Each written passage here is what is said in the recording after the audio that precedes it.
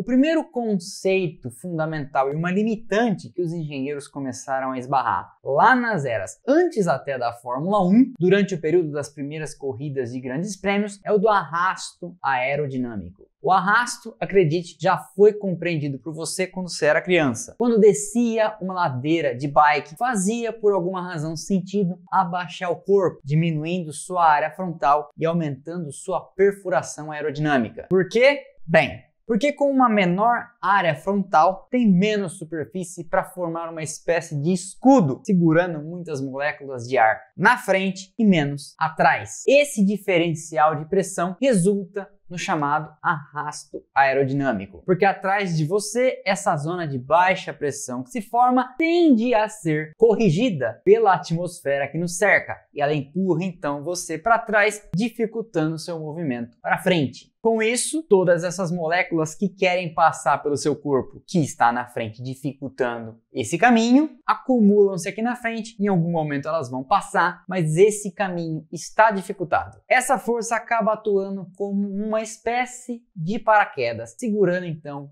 ou dificultando pelo menos o movimento. Um exemplo ou dois exemplos didáticos. Você já caiu numa piscina de roupa e tudo? Pois é, com toda certeza, se você tentou nadar usando roupas, percebeu que é bem mais difícil do que só com trajes de banho, sunga, biquíni, maiô e etc. Por quê? Porque seu corpo é bem mais hidrodinâmico sem as roupas. Hidrodinâmico é o parente molhado da aerodinâmica. A mesma coisa acontece com os carros. Imagine um veículo que não tem um formato exatamente perfurante, como uma van, uma Kombi, e compare ela com um carro super esportivo ou até com um de Fórmula 1. Andando a 100 km por hora, qual deles você acha que trombará com mais moléculas de ar? Se você respondeu a Kombi ou a van, claro que você acertou. O formato estilo pão de forma tem muito mais área frontal e, portanto, precisa fazer um buraco muito maior nesse oceano de moléculas do ar que estão na frente. E quanto maior o buraco que ele tem que abrir, maior a resistência, maior a diferença de pressão com a parte de trás, maior a força segurando ele no seu movimento para frente. O tal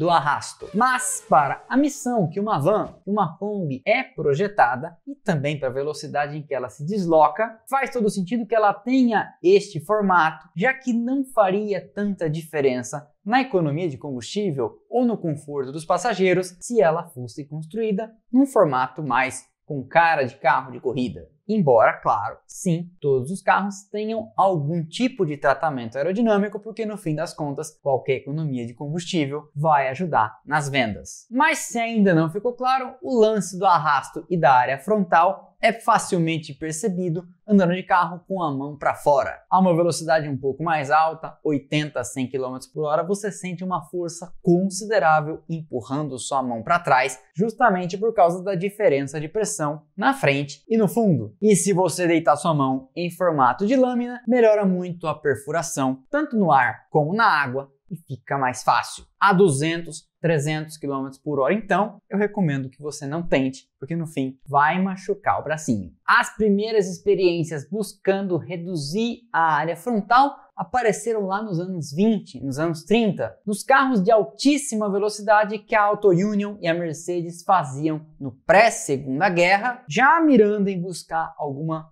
fluidez aerodinâmica. No começo da Fórmula 1, lá em 1950, observe o tamanho da grade frontal da Alfetta 158-159. Os carros já tinham um formato de charuto, já eram mais baixos, mas não havia jeito de livrar-se da necessidade de arrefecer, de refrigerar aquele enorme motor. Porque se o motor precisa respirar e você precisa de ar frontal, o lugar certo para colocar os radiadores, claro, é no nariz. O que fazer então? Bem, o primeiro grande movimento para resolver esse problema veio quando John Cooper pensou: a caneta, ou seja, motores menores, pode ser mais forte do que a espada com os gigantes de Ferrari, Maserati e Mercedes, porque carros mais leves precisam de motores menores para atingir a mesma velocidade e motores menores colocados atrás, de repente, precisariam também de radiadores menores. Mudaríamos então dos charutões para os charutinhos e os pilotos começariam a andar semi-deitados. Tudo isso para diminuir a área frontal e, de quebra, abaixar também o centro de gravidade, que não tem a ver com a aerodinâmica, mas como sempre, tem a ver com desempenho. Inclusive, como eu falei no começo, insisto para que você veja o vídeo dos motores. Tem muita coisa que anda em paralelo e se encontra, embora paralelas nunca se encontrem, mas enfim, você me entendeu. Esse formato na Fórmula 1 perduraria até 1967,